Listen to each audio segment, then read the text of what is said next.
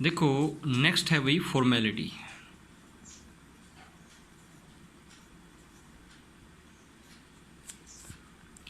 Formality होती है ग्राम formula mass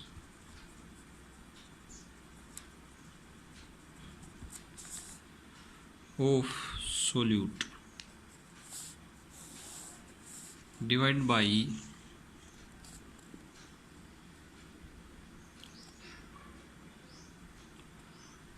by volume of solution. अगर ml में है तो इनटू में 1000 करेंगे, नहीं तो लीटर में। लीटर में है तो 1000 मल्टीप्लाई नहीं करेंगे। तो क्या करेंगे, नंबर ऑफ, डेफिनेशन क्या हो जाएगी, number of gram formula mass of solute present in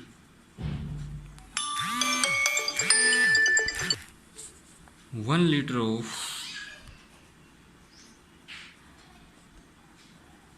solution. ठीक है, number of gram formula mass of solute present in 1 litre of solution. देखो फॉर्मेलिटी किसके लिए होती है, फॉर्मेलिटी होती है सिर्फ और सिर्फ आयोनिक कंपाउंड के लिए। आयोनिक कंपाउंड, क्योंकि आयोनिक कंपाउंड के मॉलिक्यूल नहीं होते, मॉलिक्यूल मोलैरिटी की जगह फॉर्मेलिटी यूज करते हैं। आयनिक कंपाउंड के मॉलिक्यूल्स नहीं होते, सिर्फ आयन्स होते हैं। ठीक है, वो आयनिक स्टेट में पाए जाते हैं। ठीक है, इसलिए वहाँ पे फॉर्मेलिटी यूज करते हैं। अब ग्राम फॉर्मूला मास क्या होता है,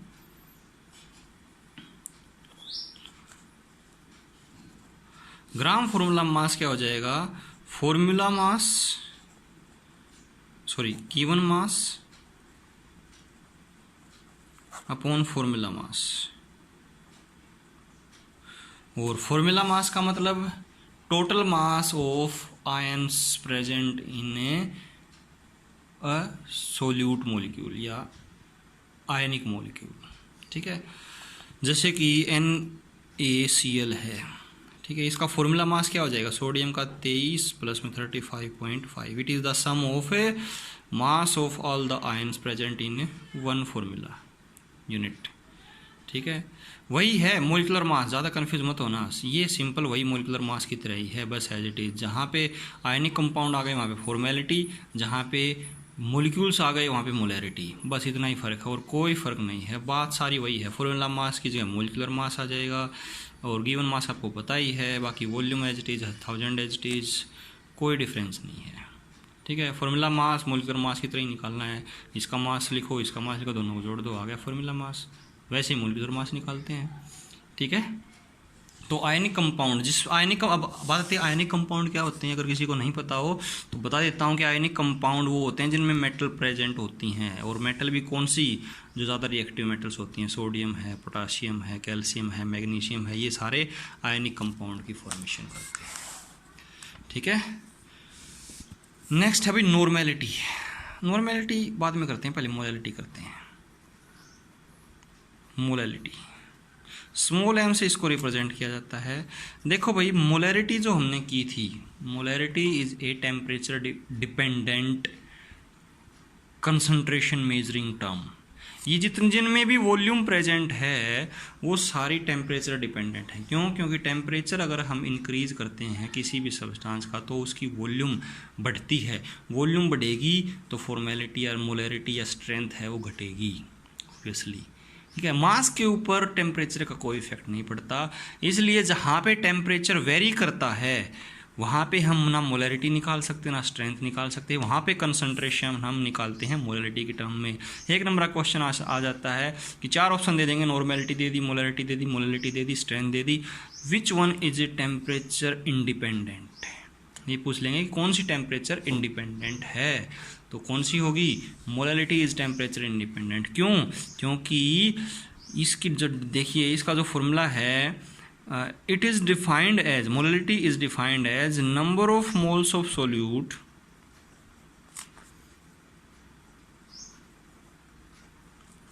present in 1 kilogram of solvent. किसका जिक्र है यहाँ पे, ध्यान देना, सोलवेंट उनमें क्या था, सॉल्यूशन था, यहाँ पे क्या है, solvent. Number of moles of solute present in 1 kilogram of solvent, formula क्या हो जाएगा, moles of solute divide by mass of solvent. Solution नहीं है भाई, इसमें ध्यान रखना, वहाँ पे वॉल्यूम थी ना, यहाँ पे मास आ गया। अगर ग्राम में मास है तो इनटू में किलोग्राम में कन्वर्ट करना पड़ेगा इसको, तो डिवाइड बाई 1000 करेंगे, 1000 ऊपर चला जाएगा, तो यहाँ पे मल्टीप्लाई बाई 1000। ग्राम में है तो मल्टीप्लाई बाई 1000, किलोग्राम में है तो 1000 मल्टीप्लाई करने की ज़रूरत नहीं पड़ेगी। ठीक है, तो this is the molarity. Unit क्या होगी, बना सकते हो आराम से, मोल की यूनिट तो मोल ही होती है, नीचे क्या है मास, मास का क्या होगा किलोग्राम, तो मोल पर किलोग्राम ये इसकी यूनिट हो गई। ठीक है, it is temperature independent. Next है नॉर्मेलिटी। नॉर्मेलिटी ध्यान से पढ़नी है क्योंकि आपके 2 एक्सपेरिमेंट नॉर्मेलिटी के ऊपर होंगे। ठीक है, क्वांटिटेटिव एनालिसिस की। ठीक है, तो नॉर्मेलिटी होगी, देखो नॉर्मेलिटी को कैपिटल एन से रिप्रेजेंट किया जाता है। ठीक है, नंबर ऑफ ग्राम इक्विवेलेंट क्या होती है, number of gram equivalent present in 1 litre of solution. ठीक है, number of gram equivalent of solute present in 1 litre of solution. देखो यहाँ पे वॉल्यूम आ गई ना, 1 लीटर, लीटर है तो वॉल्यूम है, तो यहाँ पे वॉल्यूम हो गई, और यहाँ पे नॉर्मेलिटी में मोल्स की जगह आ गई नंबर ऑफ ग्राम इक्विवेलेंट। तो यहाँ पे फॉर्मूला क्या बन जाएगा, N is equals to gram equivalent of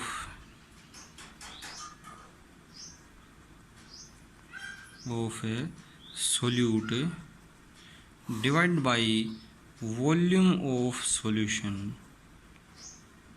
वही अगर ml में है तो इंटू में 1000 करेंगे, अगर लीटर में है तो 1000 नहीं करेंगे मल्टीप्लाई। यूनिट देखिए इसकी, यूनिट क्या हो जाएगी, ये भी टेम्परेचर डिपेंडेंट है, वॉल्यूम आ गई तो टेम्परेचर डिपेंडेंट है। ठीक है, वॉल्यूम यूनिट क्या रहेगी, ग्राम इक्विवेलेंट की यूनिट तो यही रहती है, ग्राम इक्विवेलेंट ही, ग्राम इक्विवेलेंट पर लीटर। ठीक है, अब बात आती है कि ग्राम इक्विवेलेंट कैसे निकालते हैं। जैसे मोलरिटी में हमने gram formula mass, given mass अपन फॉर्मूला मास, ठीक है, वो किया था। तो यहाँ पे नॉर्मेलिटी में हम ग्राम इक्विवेलेंट कैसे निकालेंगे, तो gram equivalent that is equals to given mass of substance divide by equivalent mass of that substance। देखो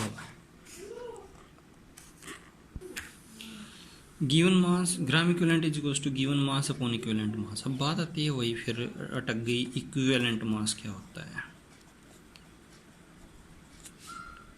equivalent mass is equals to equivalent mass of any compound, any compound is equal to, ये basic definition बता रहा हूँ, equivalent mass of any compound is equal to as compare to 1 gram of hydrogen और 8 gram of oxygen. या तो hydrogen present है तो 1 gram hydrogen compare में निकालो, या फिर अगर ऑक्सीजन प्रेजेंट है तो 8 ग्राम ऑक्सीजन के प्रेजेंस में निकालेगा। फॉर एग्जांपल CO2 है, यहाँ पे कार्बन का इक्विवेलेंट मास निकालिए, तो देखो ऑक्सीजन का मास कितना, कार्बन का तो हो गया 12, ऑक्सीजन कितना हो गया 32। ठीक है, तो 8 ग्राम करना है इसको, 8 ग्राम में लेके आना है, तो 8 ग्राम इसको कितने से डिवाइड करें, 4 से, 8 इसको भी 4 से करना पड़ेगा, 3। तो कार्बन का इक्विवेलेंट मास कितना हो गया, सॉरी इक्विवेलेंट मास कार्बन का कितना हो गया, का CO2 में कितना 3 ग्राम। ठीक है, अब वैसे अगर आपको फॉर्मूले के हिसाब से देखना है तो अगर equivalent mass of acid, equivalent mass of acids. Acids का मास अगर हम बात करें तो molecular mass of acid, molecular mass of acid divide by basicity. एक molecular mass of acid divide by इसकी बेसिसिटी से डिवाइड कर देंगे। फॉर एग्जांपल बेसिसिटी क्या होती है?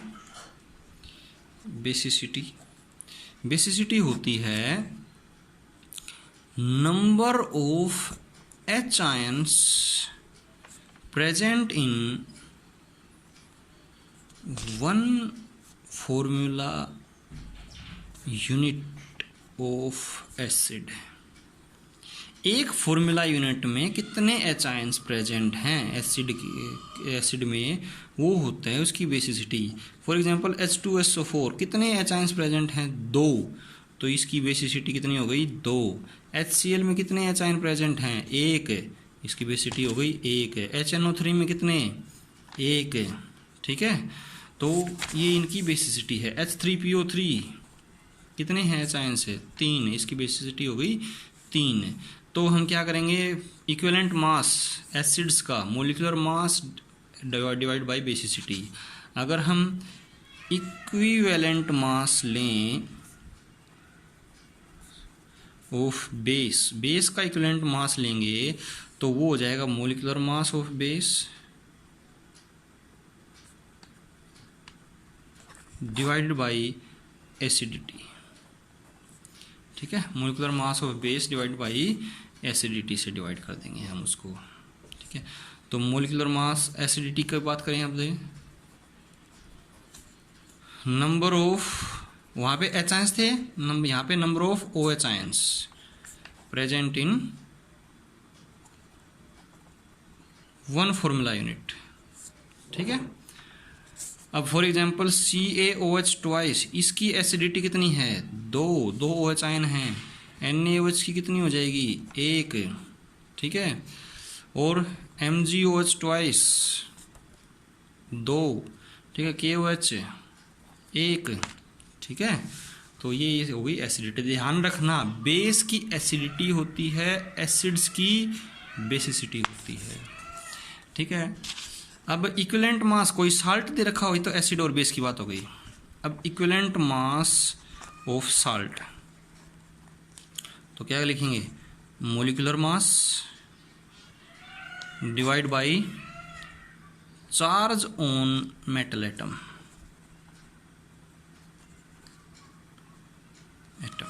इक्विवेलेंट मोलिकुलर मास को चार्ज से, मेटल एटम के चार्ज से डिवाइड कर देंगे। फॉर एग्जांपल NaCl है, NaCl का मोलिकुलर मास कितना हो जाएगा? 23 प्लस में 35.5, 58.5, तो इसका मोलिकुलर मास हो गया। सोडियम के ऊपर चार्ज कितना होता है? 1 पॉजिटिव, तो 1 से इसको डिवाइड कर देंगे, इसका इक्विवेलेंट मास आ गया। ठीक है,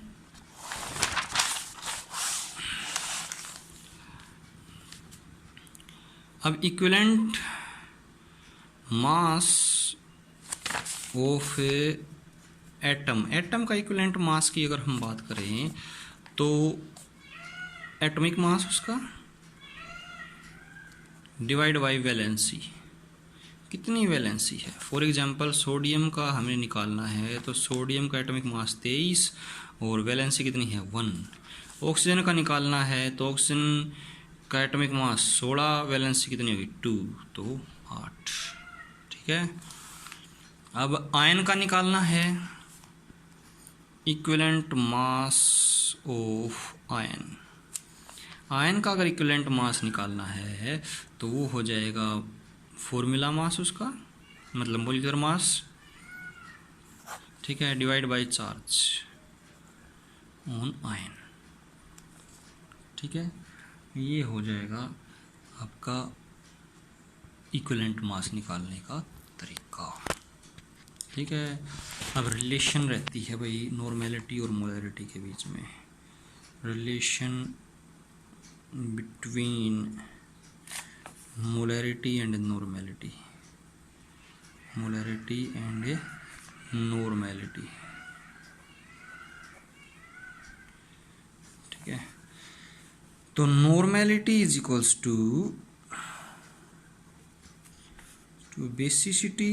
अगर एसिड की बात की जाए तो बेसिसिटी, और बेस की बात की जाए तो एसिडिटी इनटू में मोलरिटी। अगर आयन की बात की जाए तो यहाँ पे चार्ज आ जाएगा। अगर एटम की बात की जाए तो यहाँ पे बेसिसिटी एसिडिटी की जगह वैलेंसी आ जाएगी। ठीक है।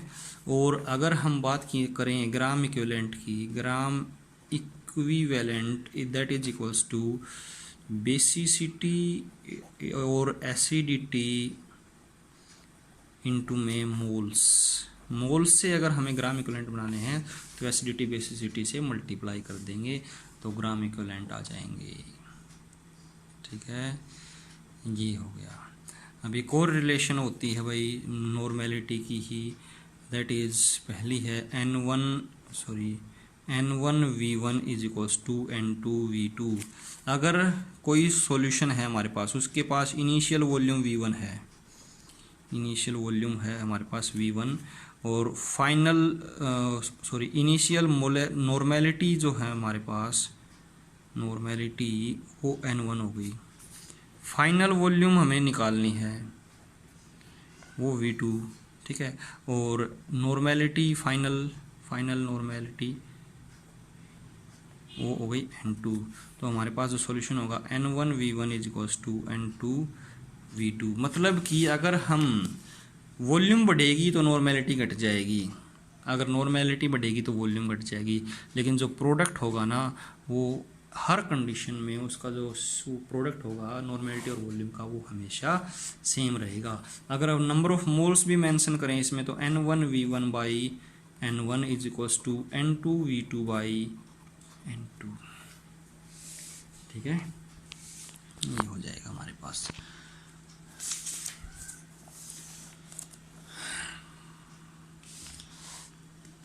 नेक्स्ट है भाई, बस आज के लिए इतना ही करेंगे, कल फिर ये 3 रह गए, mole fraction, mass fraction, parts पर मिलियन, ये कल करवा दूंगा। ठीक है, और इसके न्यूमेरिकल्स करवाएंगे 3 दिन में हो जाएगा शायद। संडे को आपकी डाउट क्लासेज होंगी। ठीक है, और कुछ भी पूछना है आपने इससे रिलेटेड, अगर आप न्यूमेरिकल करके देखें तो वेरी वेल कर सकते हैं। ठीक है, कोई समझ में ना आए तो पूछ सकते हैं। ठीक है, और एक रिलेशन और रह गई, वो और बता देता हूँ मोलरिटी की, वही एन इसकी जगह है M1V1 is equals to M2V2, और अगर नंबर ऑफ मोल्स लेंगे तो M1V1 upon N1 is equals to M2V2 upon N2। देखिए यहाँ से हम वैल्यू निकाल सकते हैं, V2 की वैल्यू निकालनी हो तो N2 को इधर ले जाओ, V2 is equals to N1V1 upon N2, ऐसे N2 की निकल सकती है, N1 की निकल सकती है, V1 की निकल सकती है, ये आएगी रिलेशन, काम में आएगी काफ़ी। ठीक है, सो